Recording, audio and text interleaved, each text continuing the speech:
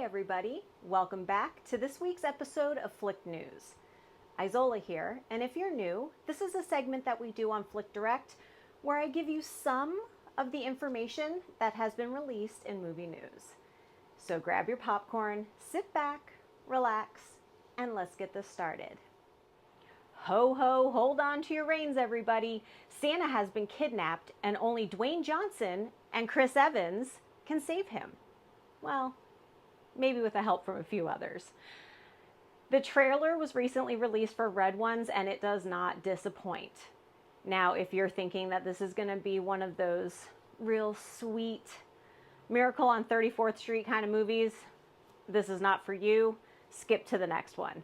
But for those of you who are fans of some thriller, action, and comedy, this is the place you need to be.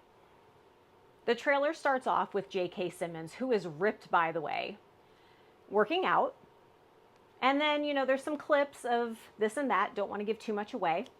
And you see Dwayne Johnson and Chris Evans working together, trying to find Santa Claus. Now, they run into tons of different beasts from lore. They have a snowman fight, which that weirded me out a little bit. I'll insert a photo as to why, because it's really not your typical snowman. It's just. But I think one of my favorite parts was Krampus getting slapped. And that's all I'm going to say. And I would like to actually add that I am glad that they actually put Krampus in here, because that's one of my favorite Christmas lores.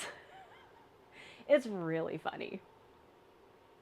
Joining the cast is Lucy Liu, Bonnie Hunt, Christopher Hivya, Wesley Kimmel, Kiernan Shipka, and Nick Kroll. Red One will be flying into theaters November 15th in the US, and Warner Brothers is also hoping to have it released in the UK around the same time. So definitely come back and let me know what you think about this trailer. Did I hype it up too much? I really don't think I did, but I can't wait for this movie. It's going to be amazing. And it's just before Christmas, so I may have a new Christmas movie to watch. Next, we got word that filming has started on the sequel to Freaky Friday, and I'm so excited because that means that Jamie Lee Curtis and Lindsay Lohan will be back on the screen again.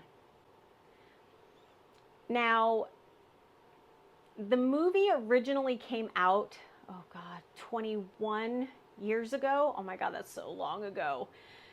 And I'm really wondering if they're going to be able to deliver like they did with the original, because, that was obviously one that they remade, but they did a pretty good job on it. It was a lot of fun, and they just modernized it more for us kids at that time. Now, there's no release date because they obviously just started filming, but they're hoping that it's going to be around 2025. So, I'm going to come back here, give you some trailers and some behind-the-scenes clips when we've got them. Now, get ready for some thrilling in-air entertainment as Mark Wahlberg brings his psychopath back in Mel Gibson's Flight Risk. Now, if you don't know what I'm talking about, there's this little movie that was called Fear that Mark Wahlberg starred in. And aside from just being a psychopath, we could use other words, but that movie really just gave me the heebie-jeebies. You'll have to watch it to understand, but he plays a psychopath really, really well. So I can only imagine how good this one's going to be. Now, the trailer starts off like most do. This one has a marshal that needs to take their prisoner to the destination. Mark Wahlberg is the pilot. And so far in the beginning, everything seems normal until the marshal notices something, and then chaos ensues. There are punches flying, guns shooting, which you obviously don't want that on a single engine plane. I've never been on one, and I really don't want to. But really, it's shocking of what happens. And also, because I can't leave this out, this made me laugh so hard when I saw it. But that's the only thing I'm really going to give away from the trailer. I don't want to show too much of it because you should watch it. Even if you aren't really a fan of Mark Wahlberg, Topher Grace, I still think you're going to like it. Even if you don't really want to support Mel Gibson, the movie's already made. You know, support the actors. It just looks like another fun thriller, and I think I'm going to check it out. Let me know what you think in the comments below. Now, as far as trailers go, there have been so many released this week that unless if you wanted me to make my own 2.5-hour movie, I can't give them all to you here, but I will link them in the description below. I do have a few that I think you should watch, and one of them is Nosferatu. Huge vampire fan, definitely recommend. The Union, which had a lot of great clips in it, so I'm really excited to see that one as well. And then another spooky one, which is A Quiet Place Day 1. It also has a cat in it. What happens to the cat? I don't know. You're going to have to watch.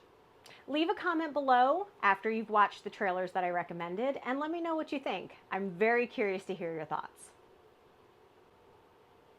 And finally, I thought I'd give you a little bit of some box office news because I always find that quite interesting and I like to share some of the things that I find. We were all a little emotional when we found out that Pixar's Inside Out 2 hit the 1 billion mark. 1 billion.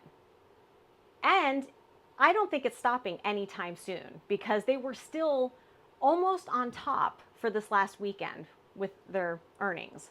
So I can't wait to see where that ends, which hopefully it won't end anytime soon. But if you're not familiar with Inside Out 2, this is following Riley as she's turning into a teenager. And you'll see her old emotional friends, but there's some new ones now. I mean, I was a teenager. Those emotions, they're hard to deal with. So I wonder how Riley's going to deal with them. Now, on the opposite side of the spectrum, we're going to talk about Kevin Costner's Horizon Part 1. At first, I was really excited to see this movie, but a little hesitant because I like history movies. And if you think of that time in history, I'm assuming it was going to make me very angry. But apparently, based off of a lot of the reviews, there's a lot of historical inaccuracies, and that kind of makes me angry because you should be following the history. Don't just change it for your storyline. But I haven't seen it yet, so I can't pass judgment just yet. But be sure if I do watch it, I will let you guys know. Anyway, it made a whopping $11 million. Yeah, that's it. Which is crazy because Kevin Costner alone put $38 million towards making this movie. If you're unfamiliar with the Horizon series, Part 1 takes place just before the Civil War. And it's following the settlers who are settling in Apache country. And if you know anything about American history, it's not a good look, and it didn't go well for either side. If you watch Horizon Part 1, let me know what you thought. And also let me know if I should, do a review of it. I may give it a watch, but like I said, sometimes those historical movies with their inaccuracies kind of drive me crazy. So don't know how easily I'll be able to sit through it, but I'll try.